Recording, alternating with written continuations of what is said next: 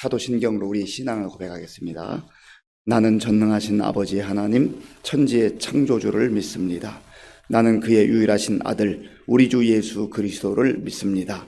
그는 성령으로 잉태되어 동정녀 마리아에게서 나시고 본디오 빌라도에게 고난을 받아 십자가에 못 박혀 죽으시고 장사된 지 사흘 만에 죽은 자 가운데서 다시 살아나셨으며 하늘에 오르시어 전능하신 아버지 하나님 우편에 앉아 계시다가 거기로부터 살아있는 자와 죽은 자를 심판하러 오십니다.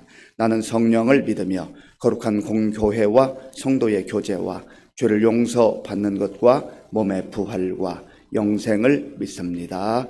아멘. 하나님께서 오늘 우리에게 주시는 말씀은 마태복음 9장입니다. 신약 성경 12쪽 마태복음 9장 말씀을 교독하겠습니다.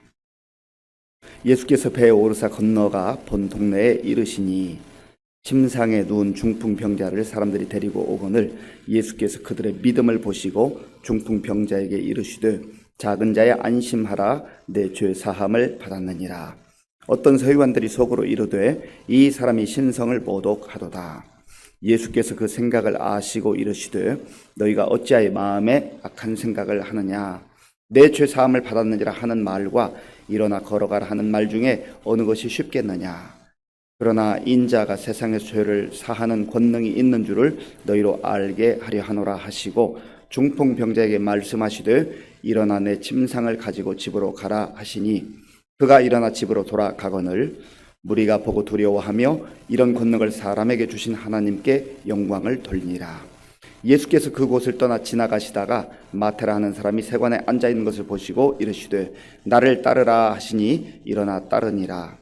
예수께서 마태의 집에서 앉아 음식을 잡수실 때 많은 세리와 죄인들이 와서 예수와 그의 제자들과 함께 앉았더니 바리새인들이 보고 그의 제자들에게 이르되 어찌하여 너희 선생은 세리와 죄인들과 함께 잡수시느냐. 예수께서 들으시고 이르시되 건강한 자에게는 의사가 쓸데없고 병든 자에게라야 쓸데있느니라. 너희는 가서 내가 긍휼을 원하고 제사를 원하지 아니하노라 하신 뜻이 무엇인지 배우라. 나는 의인을 부르러 온 것이 아니요 죄인을 부르러 왔노라 하시니라. 그때에 요한의 제자들이 예수께 나와 이르되 우리와 바리새인들은 금식하는데 어찌하여 당신의 제자들은 금식하지 아니하나이까. 예수께서 그들에게 이르시되 혼인집 손님들이 신랑과 함께 있을 동안에 슬퍼할 수 있느냐. 그러나 신랑을 빼앗길 날이 이르리니 그때에는 금식할 것이니라. 생배 조각을 낡은 옷에 붙이는 자가 없나니 이는 기운 것이 그 옷을 당기어 헤어짐이 더하게 됨이요. 새 포도주를 낡은 가죽 부대에 넣지 아니하나니 그렇게 하면 부대가 터져 포도주도 쏟아지고 부대도 버리게 됨이라. 새 포도주는 새 부대에 넣어야 둘이 다 보존되느니라. 예수께서 이 말씀을 하실 때에 한 관리가 와서 절하며 이르되 내 딸이 방금 죽었사오나 오셔서 그 몸에 손을 얹어 주소서. 그러면 살아나겠나이다 하니 예수께서 일어나 따라가심에 제자들도 가더니 12의 동안이나 혈루증으로 앓는 여자가 예수의 뒤로 와서 그 겉옷가를 만지니 이는 제 마음에 그 겉옷만 만져도 구원을 받겠다 함이라. 예수께서 돌이켜 그를 보시며 이르시되 딸아 안심하라, 내 믿음이 너를 구원하였다 하시니 여자가 그 즉시 구원을 받으니라. 예수께서 그 관리의 집에 가사 피리 부는 자들과 떠드는 무리를 보시고 이르시되 물러가라, 이 소녀가 죽은 것이 아니라 잔다 하시니 그들이 비웃더라. 무리를 내보낸 후에 예수께서 들어가사 소녀의 손을 잡으심에 일어나는지라. 그 소문이 온 땅에 퍼지더라. 예수께서 거기에서 떠나가실새 두 병인이 따라오며 소리질러 이르되 다윗의 자손이여 우리를 불쌍히 여기소서 하더니 예수께서 집에 들어가심에 맹인들이 그에게 나아오거늘 예수께서 이르시되 내가 능히 이 일 할 줄을 믿느냐. 대답하되 주여 그러하오이다 하니 이에 예수께서 그들의 눈을 만지시며 이르시되 너희 믿음대로 되라 하시니 그 눈들이 밝아진지라. 예수께서 엄히 경고하시되 삼가 아무에게도 알리지 말라 하셨으나 그들이 나가서 예수의 소문을 그 온 땅에 퍼뜨리니라. 그들이 나갈 때에 귀신 들려 말 못하는 사람을 예수께 데려오니 귀신이 쫓겨나고 말 못하는 사람이 말하거늘 우리가 놀랍게 여겨 이르되 이스라엘 가운데서 이런 일을 본 적이 없다 하되 바리새인들은 이르되 그가 귀신의 왕을 의지하여 귀신을 쫓아낸다 하더라. 예수께서 모든 도시와 마을에 두루 다니사 그들의 회당에서 가르치시며 천국 복음을 전파하시며 모든 병과 모든 약한 것을 고치시니라. 무리를 보시고 불쌍히 여기시니 이는 그들이 목자 없는 양과 같이 고생하며 기진함이라. 이에 제자들에게 이르시되 추수할 것은 많되 일꾼이 적으니 그러므로 추수하는 주인에게 청하여 추수할 일꾼들을 보내주소서 하라 하시니라. 아멘. 오늘 마태복음 9장에는 예수님께서 많은 병자들을 치료하시는 그러한 기사가 나옵니다. 먼저 등장하는 사건은 예수님이 가버나움에 가셨을 때에 많은 무리들이 모여 들었습니다. 그런데 중풍병자가 있었는데 그 사람의 이름이 등장하지 않습니다. 그리고 그 중풍병자를 침상채 들고 온 사람들이 있었다 하는데 그들의 이름도 기록되어 있지 않습니다.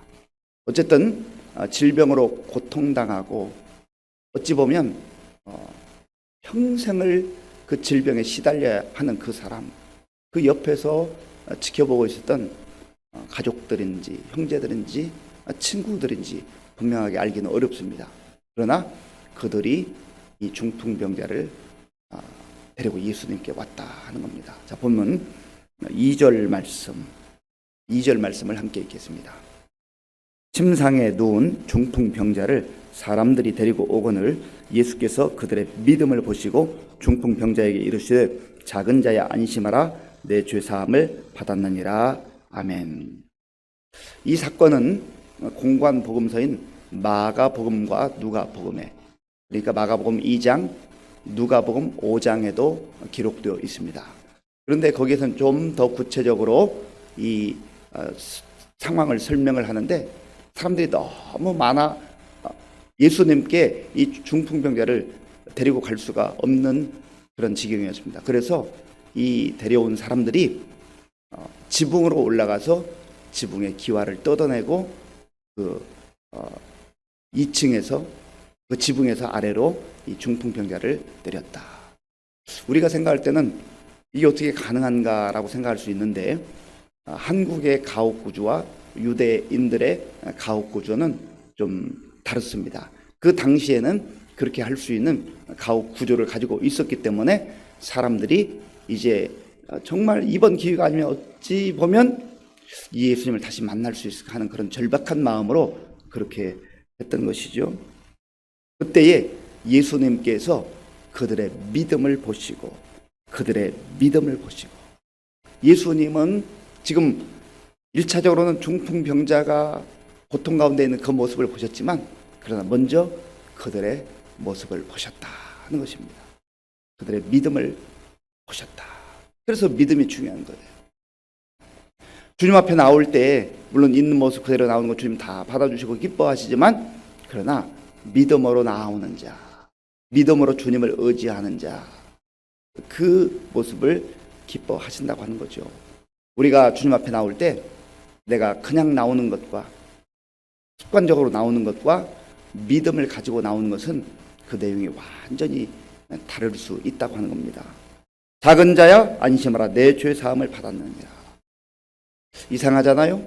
지금 예수님께서 이 중풍병자를 보시고 내 병이 나았다 이렇게 말씀하셔야 우리가 쉽게 이해가 되잖아요. 그런데 내 죄 사함을 받았느니라. 지금 눈에 보이는 질병보다 훨씬 더 심각한 것은 죄라고 하는 겁니다. 어떤 경우는 질병으로부터 자유함을 누리게 되고 치유를 받을 수 있지만 그러나 그가 죄로부터 자유함을 누리지 못하고 죄 문제를 해결하지 못하면 그것은 인생에 훨씬 더 치명타가 된다고 하는 것이죠. 그러니까 그 옆에서 듣고 있었던 서기관들이 바리새인들입니다. 이런 사람들이 속으로 신성을 모독한다고 또 중얼중얼 거리는 거예요. 그때 예수님께서 그들의 생각을 아셨다. 4절 말씀, 4절을 함께 읽겠습니다. 예수께서 그 생각을 아시고 이르시되 너희가 어찌하여 마음에 악한 생각을 하느냐. 아멘. 우리 주님은 우리의 외형적으로 눈에 보이는 역경, 곤란한 상황들, 질병, 고통당하는 모습도 보시지만, 그러나 믿음도 보시고, 또 이와 같이 서기관들이나 바리새인들이 예수님을 판단하고 자기들 생각을 고집하는 그 모든 것들을 아신단 말이죠. 그래서 이렇게 말씀하셔요. 죄 사함을 받았느니라 이렇게 말할 수도 있고, 내 침상을 들고 가라 이렇게 말할 수도 있는데, 예수님은 두 가지를 다 하실 수 있는 분이라는 거죠. 그런데 어느 것이 쉽겠느냐. 그리고 예수님께서 오신 가장 중요한 목적을 말씀하시죠. 그 내용이 6절에 있습니다. 6절을 제가 읽어보겠습니다. 그러나 인자가 세상에서 죄를 사하는 권능이 있는 줄을 너희로 알게 하려 하노라 하시고, 중풍병자에게 말씀하시되 일어나 내 침상을 가지고 집으로 가라 하시니. 아멘. 인자가 하나님의 아들, 또 사람의 아들로 오셨지만 죄 없는 사람으로 오신 인자, 예수님 자신을 지칭하실 때 인자라는 표현을 하셨습니다. 인자가 세상에서 죄를 사하는 권능이 있는 줄을 너희로 알게 하려 하노라. 이 말씀은 무슨 말씀입니까? 내가 바로 하나님의 아들이다, 그런 말씀이에요. 인간 예수, 나사렛 예수로만 보지 말라는 거죠. 그들은 겉으로 드러난 모습만 보는 거예요. 사람들은 중풍병만 보고 있습니다. 그런데 예수님은 그들의 생각을 꿰뚫어 보실 뿐만 아니라 중풍병보다 훨씬 더 심각한 질병, 죄라고 하는 거죠. 그러면서 일어나 내 침상을 가지고 집으로 가라. 참 놀라운 말씀이죠. 그럴 때에 이 중풍병자가 일어나서 집으로 돌아갔다. 예수님만이 하실 수 있는 거예요. 하나님의 아들로 이 땅에 오셔서 이 질병으로 고통당하는 그 중풍병자, 그러나 더 근본적인 죄 문제를 해결해 주시고 구원을 베풀어 주시는 메시아, 구원자의 그 모습을 이 사건을 통해서 우리가 볼 수가 있다고 하는 겁니다. 그리고 18절부터 25절 사이에는 혈루증과 또 죽은 자를 고치시고 살리시는 그런 놀라운 은혜를 베풀어 주시죠. 예수님께서 가실 때에 한 관리가 왔습니다. 관리가 와가지고, 주여, 내 딸이 죽었습니다. 내 딸이 죽었는데 주님께서 오셔서 기도해 주시면, 손을 얹어 주시면 살아날 것을 확신합니다. 그러한 절박하고 간절한 마음으로 예수님께 간청을 합니다. 자, 보면 18절 말씀, 18절 함께 읽겠습니다. 예수께서 이 말씀을 하실 때에 한 관리가 와서 절하며 이르되 내 딸이 방금 죽었사오나 오셔서 그 몸에 손을 얹어 주소서, 그러면 살아나겠나이다 하니. 아멘. 이렇게 요청하는 이 아버지, 관리라고 표현되어 있는데요, 이 사람의 그 절박한 모습뿐만 아니라 정말 믿음의 모습을 보잖아요. 지금 죽어가고 있는 상황 같으면 그럴 수 있어요. 그런데 내 딸이 방금 죽었습니다. 사람에게 있어서 죽으면 끝이잖아요. 이제 더 이상 해볼 수 있는 게 없어요. 의식은 없어도 숨을 쉬고 있을 때 뭔가 가능성이 있는 것 아니겠습니까? 그런데 이 관리는 예수님께 나와서 죽었지만 주님이시라면 주님께서 하실 수 있지 않겠습니까? 그런 엄청난 믿음의 고백을 한 거죠. 그때 예수님께서 이 관리의 간청을 들으시고 가시는 중이에요. 그런데 그 집으로 가는 도중에 혈루증을 앓는 여인이 예수님의 겉옷가를 만졌다. 겉옷가를 만졌다. 만진 이유가 무엇입니까? 이유가 21절에 있는데요, 21절에 우리 함께 읽겠습니다. 이는 제 마음에 그 겉옷만 만져도 구원을 받겠다 함이라. 아멘. 믿음이 중요한 거죠. 주님 겉옷만 만져도, 슬그머니 겉옷만 만져도 구원을 받겠다, 이 질병으로부터 자유함을 얻겠다 하는 그러한 믿음이 있었던 거죠. 그때 예수님께서 이 혈루증 앓았던 여인에게 이런 놀라운 말씀하시죠. 22절 말씀, 22절을 제가 읽겠습니다. 예수께서 돌이켜 그를 보시며 이르시되 따라 안심하라, 내 믿음이 널 구원하였다 하시니 여자가 그 즉시 구원을 받으니라. 아멘. 내 믿음이 너를 구원하였다. 내 믿음이 너를 구원하였다. 여기서 구원하였다라고 하는 것은 두 가지 의미가 있어요. 하나는 네 질병이 나았다. 그 질병으로부터 너는 자유함을 누린다 하는 그 구원과, 질병으로부터의 구원과 우리 예수님께서 주시는 죄로부터의, 근본적 죄로부터의 자유함, 치유, 이러한 은혜를 누리게 된 것이죠.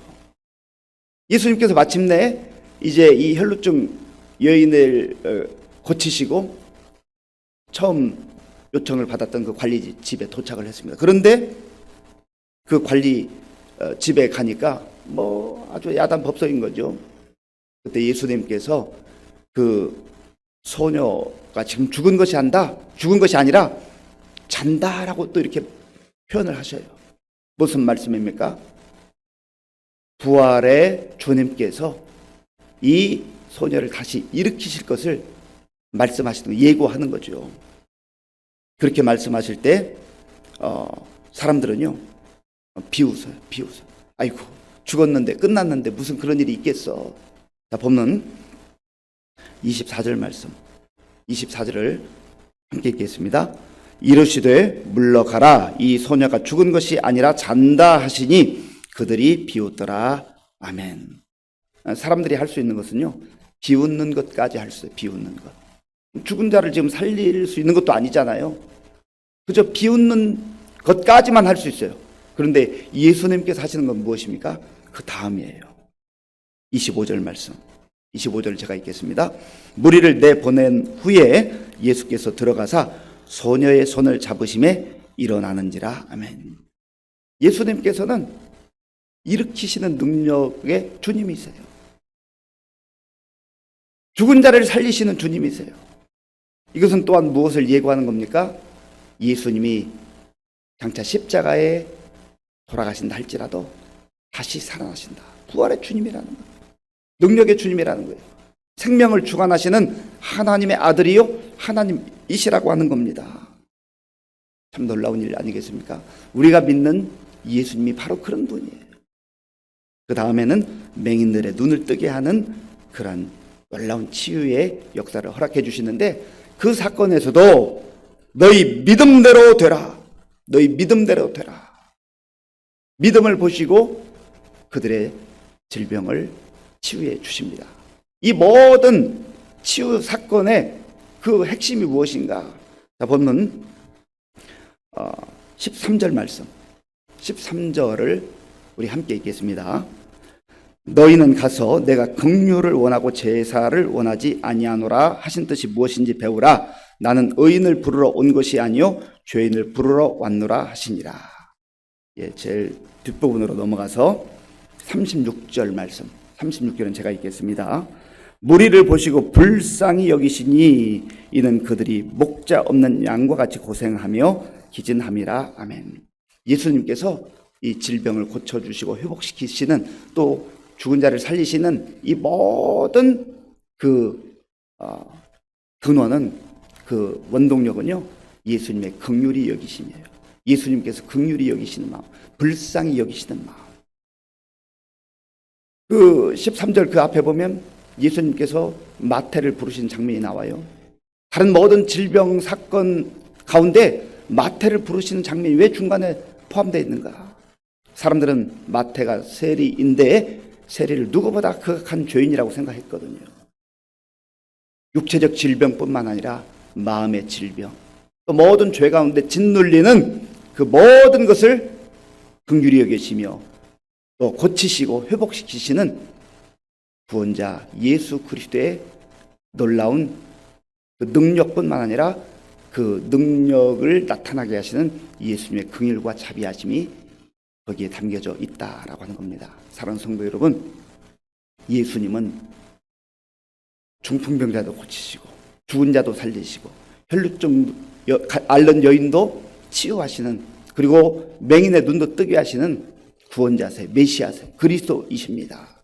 그 주님께서 우리를 긍휼히 여겨주시고 겉에 드러나는 어떤 질병, 문제들을 넘어서서 가장 근원적인 죄의 문제를 해결하기 위해서 이 땅에 오셨고 바로 우리를 위해서 십자가에서 죽으시고 3일 만에 부활하신 구원자이십니다. 이 주님을 의지하고 믿음으로 승리하는 우리 모두가 될 수 있기를 간절히 바랍니다. 아버지 하나님 감사합니다. 하나님께서 눈에 보이는 가시적인 문제들뿐만 아니라 가장 근본적 죄의 문제를 해결하시기 위해서 예수님을 이 땅에 보내주시고 우리를 긍휼히 여겨주셔서 구원의 은혜를 베풀어 주신 것을 감사합니다.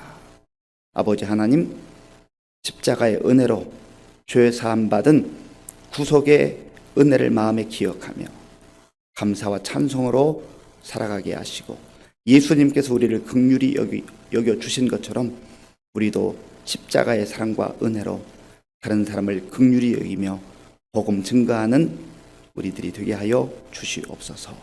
예수님의 이름으로 기도하옵나이다. 아멘. 주기도문으로 예배를 마치겠습니다. 하늘에 계신 우리 아버지, 아버지의 이름을 거룩하게 하시며 아버지의 나라가 오게 하시며 아버지의 뜻이 하늘에서와 같이 땅에서도 이루어지게 하소서. 오늘 우리에게 일용할 양식을 주시고 우리가 우리에게 잘못한 사람을 용서하여 준 것 같이 우리 죄를 용서하여 주시고 우리를 시험에 빠지지 않게 하시고 악에서 구하소서.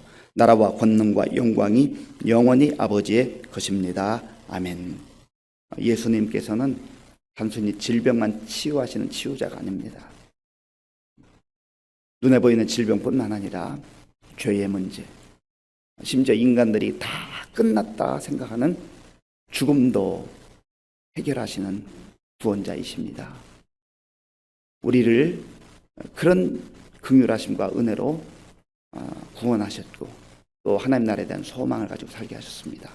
이 믿음으로 우리가 오늘도 세상 속에서 담대하게 살아가게 해달라고 기도하시고 또 아직도 이 주님 알지 못하고 예수 믿지 않고 살아가는 사람들에게 복음을 증거하는 우리가 될 수 있도록 기도하시고 나라와 민족을 위해서 또 이 땅의 지도자들이 정말 겸손하고 하나님의 지혜로 어려운 때 잘 세워나갈 수 있도록 기도하시고 우리 교회와 또 성도님들 위해서 우리 많은 어르신들 영육간의 강건함을 위해서 그리고 환우들을 위해서 기도해 주시고 우리 다음 세대 또 교사들을 위해서 기도해 주시기 바랍니다. 우리 군복무인 청년들 또 선교사님들을 위해서 함께 기도하겠습니다. 아버지 하나님 감사합니다. 하나님께서 은혜를 베풀어 주셔서 오늘 우리에게 새날을 허락하시고 주님의 은혜를 사모하며 우리의 마음과 정성을 다해 예배드리게 하시고 말씀 듣고 기도할 수 있도록 인도하여 주셔서 감사합니다. 아버지 하나님 주님 앞에 올 수 있다고 하는 것이 얼마나 감사드린지 주의 은혜를 받아 구원받은 하나님의 자녀로 사는 것이 얼마나 복된 일인지를 다시 한번 말씀을 통해서 기억하게 하여 주시옵소서.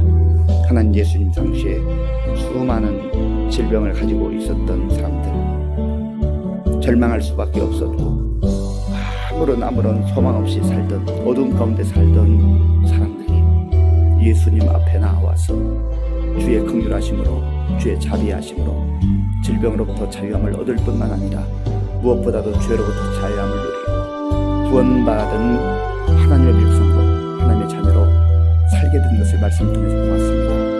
하나님 아버지 오늘도 우리가 그러한 은혜를 받았음을 알게 하시고 구원받은 주의 놀라운 은혜와 사랑과 긍휼과 자비를 기억하며 세상 속에서 담대하게 당당하게 믿음으로 살아가게 하여 주시옵소서. 하나님 아버지 오늘도 우리와 함께 하시며 우리에게 날마다 새로운 소망으로 함께 하시는 주님 부활의 영광으로 우리를 비추어 주신 주님 그 주님 바라보며 나아가게 하여 주옵소서. 하나님 험한 세상 속에서 눈에 보이는 문제뿐만 아니라 죄의 짓눌림에 시달리는 아직도 주님을 알지 못하는 사람들에게 복음을 증거하는 우리가 되게 하여 주시옵소서. 그리하여서 많은 사람들이 주께로 돌아온 은혜를 덧입혀 주시기 원합니다.